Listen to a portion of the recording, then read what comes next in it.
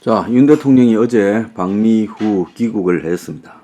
자, 총선 지면 레임덕이다 뭐 이런 이야기는 지극히 당연한 거요. 그게 한술 더 떠서 총선이 아니라 당장 올여름이 위기다라는 이야기도 나오고 있습니다. 일부 미국 언론들이 미국에서는 인기가 좋았을지 모르지만 한국에 돌아갔을 때 그러겠느냐라는 우려 섞인 기사들도 실었어요. 자, 뉴욕 타임즈의 이야기이기도 했습니다. 미국에서는 환대를 받고 귀국길에 올랐지만 한국에서는 이와 다른 분위기가 될 거다. 미국에서 환대가 그 성공에 척도했다면 성공했다. 그런데 대중의 냉담한 반응 속에 한국으로 돌아온다.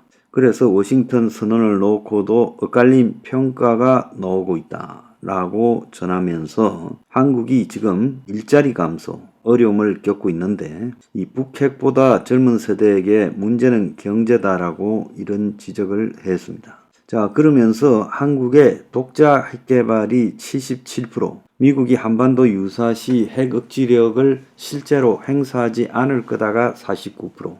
이런 상황에서 이번에 미국에 갔던 일들은 미사 여부 아니냐. IRA하고 반도체법 관련해서는 한국 기업이 불이익을 받을 거라는 우려가 쏟아졌는데도 긴밀한 협의를 하겠다라는 이야기만 나왔다. 이 한국에 있는 한 미국 교수는 한국 젊은이들이 아메리칸 파이 가사는 몰라도 인플레이션 감축법은 안다고 꼬집었다. 이런 지금 기사도 뉴욕타임즈가 내보냈습니다.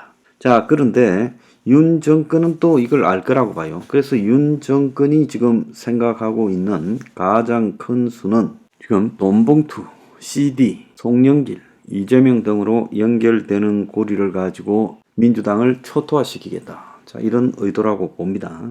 그래서 이 송영길에 대해서 압수수색이 있었고 오늘 아침부터는 송영길의 캠프 관계자들에 대해서 추가적으로 압수수색이 있습니다. 자, 그저께 송영길 자택과 후원 조직 평화를 먹고 사는 문제 연구소 사무실 압수수색을 통해서 경선 자금 전반에 대한 지금 수사가 있었어요.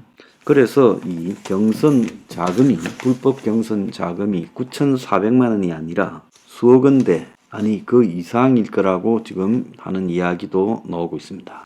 그래서 검찰이 송영길에 대한 압수수색 영장에 돈봉투 살포 혐의 공범이라고 기재를 했습니다. 후원 조직의 회계 담당이 최근에 파리를 방문했다. 송영길과 파리에서 입을 맞췄을 거라는 이야기가 나오고 송영길의 이 먹고 사는 평화와 먹고 사는 문제 연구소라는 데서 이 외곽 후원 조직인데요.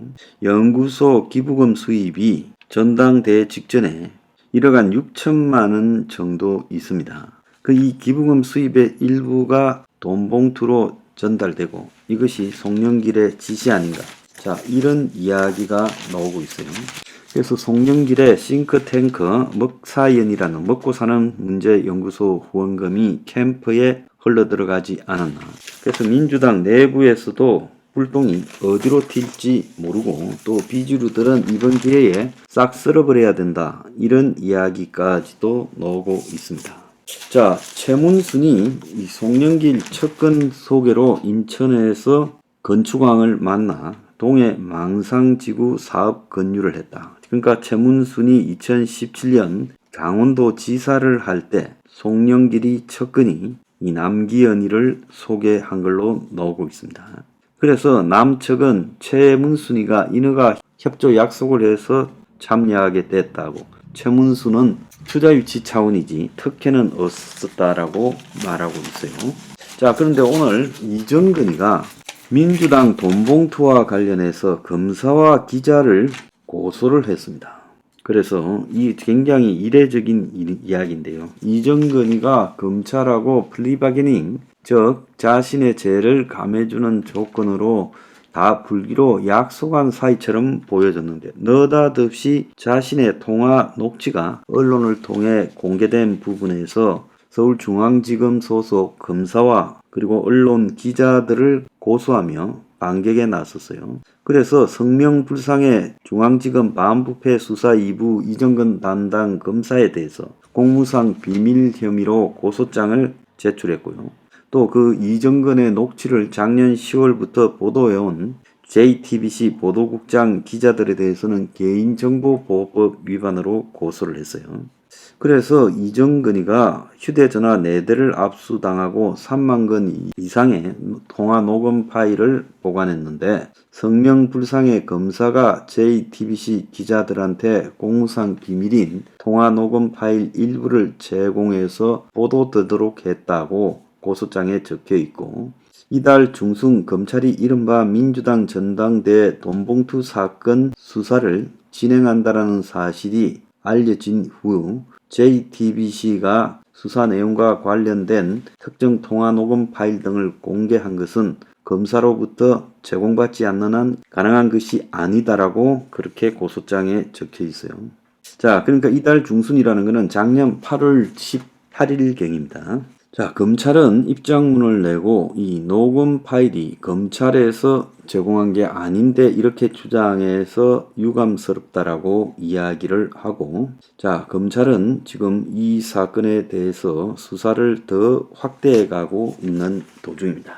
자, 그런데 이정근이의 이 노트 사건 부분이 굉장히 큰 스캔들로 번져갈 수 있는데, 자, 지금 이정근이의 녹취록과 이정근의 노트에 적힌 일들이 맞아 떨어져 가고 있는데, 민주당의 이제 이 뒷거래 실상이 어느 정도 드러나게 되는 과정이다. 그래서 친노, 친문, 친명의 돈줄을 누가 담당하는지 이런 부분에 대해서 지금 이정근이가 대략 자기가 들은 이야기를 암시를 했어요. 근데 이제 100억짜리 CD라고 2005년에 발행된 그 CD, 이걸 검찰에서 분명히 수사를 할 거라는 거죠. 기업인 박우식이가 사업하는 과정에서 CD를 받았다, 이렇게 볼 일은 아닌 것 같아요. 자, 그런데 여기서 이제 한술 더 뜨는 이야기까지 나왔어요.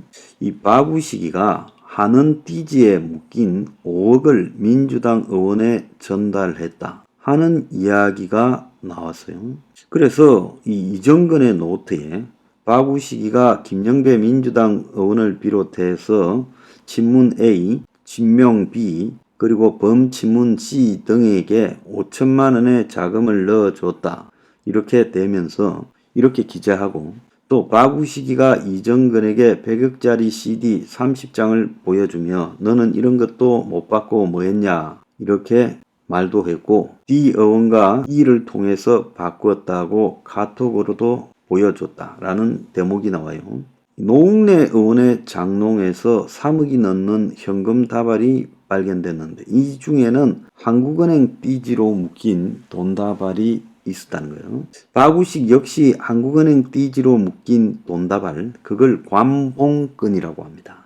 그래서 한국은행에서 돈 다발을 낼 때 이렇게 묶어가지고 내죠. 자, 이게 이 민주당 현역 의원을 거쳐서 한국은행 관봉권 5억 원을 전달받았다라고 이렇게 털어놨습니다. 박우식이는 시사저널과 통화에서 지금 생각해도 의심스러운 돈이야. 그게 무슨 돈인가 하면 조폐공사에서 바로 빼낸 돈이야. 조폐공사 돈이면 이게 한국은행에 들어가야 되는데 조폐공사에서 막 바로 밖으로 나온 돈이라는 거지. 그러니까 정상적인 돈이 아니다. 한국은행 관봉권을 내가 직접 봤잖아. 2019년 10월에 처음 실물을 본 거지. 정말 내가 생각해도 이상해. 그러면서 F가 나한테 한국은행 관봉권 5억을 갖고 올 때 녹음을 했지. 그거 5억 돈다발을 사진으로 찍어놨지. F가 이런 돈이 엄청나게 많다고 해서 검찰에 다 진술했고 어느 은행에 가면 찾아낼 수 있다고 말했다는 거예요. 자, 그래서 여기서 핵심적인 사안은 이 관봉권이라는 돈이 지금 이 민주당 중진들 사이에 흘러다녔다는 겁니다.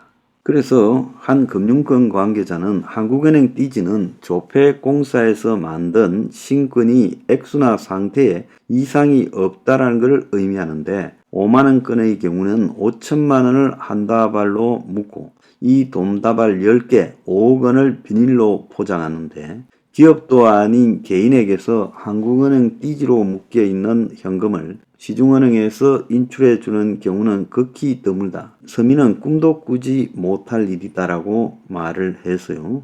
자, 이 관봉권이라는 것은 청와대의 특수활동비로 들어가는 거 아니냐고 소문이 났던 돈입니다.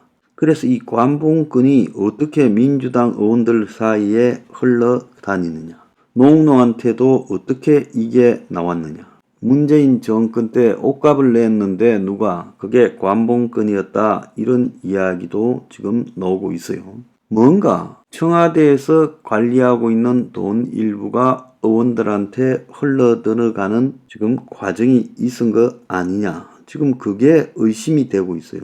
그리고 이것과 더불어서 100억짜리 CD까지 돌아다니고 있어요. 이 100억짜리 CD는 2005년 9월 14일 날 발행된 겁니다. 그래서 노무현 정권 때 국민은행 잠실에서 발행된 걸로 보이는 지금 100억짜리 CD가 30장 있다 이야기가 나왔고, 그 중에 하나가 사진으로 찍혀서 박우식이가 이정건이한테도 보여줬어요. 그래서 이 사건의 파장이 어디까지 갈 건가, 그리고 이 사건이 지금 이 좌파 정권이 권력을 잡을 때 국가의 돈들을 어떻게 지금 만들고 어떻게 쓰는가, 어디서 갖다 쓰는가, 이런 거를 갖다가 의미하는 거 아니겠어요? 그래서 박범계가 공연히 이 부분이 매우 심각하게 보이고 윤석열과 한동훈에게 보고됐다라고 말한 것도 아니고, 또 윤이 4.19 기념식과 미국에 지금 의회에 가서 상하원에 연설을 할 때 한국의 민주화 인권운동 사기꾼들에 대해서 언급한 것도 공연히 한 게 아니다라고 보여질 때, 이 부분으로 문 정권, 이 좌파 정권의 돈 문제에 관한 실체가 드러날지, 그게 지금 중요한 부분이에요.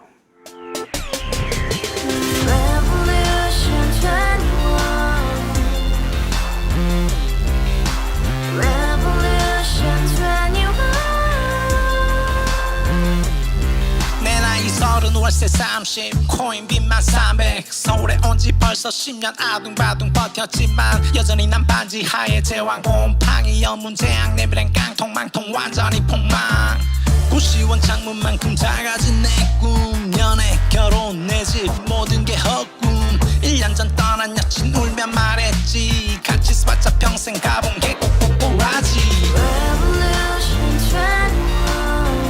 가바후스 700 나도 소유주 가바후스 700 나의 소유주 택시기사 우라부지 마트 캐셔 울어무니 우리 집안 다 털어봤자 후줄 그래 개선민 내 미래 거기서 팍 끝난 거지 팍 더 이상 노력 따윈 괴물이 스펙 찾아서 말리 비오는 날 알바 잘려 맨날 학원 날 개쳐 발려 밤비 내리는 양화대교 홀로 걷고 있을 때 현수막에 아로 새겨진 평당 700짜리 아파트 다같이 소리 질러 혁명 21 가바후스 700 나도 소유주 가바후스 700 나의 소유주 Together in the house, brand new day, and your dream had just begun.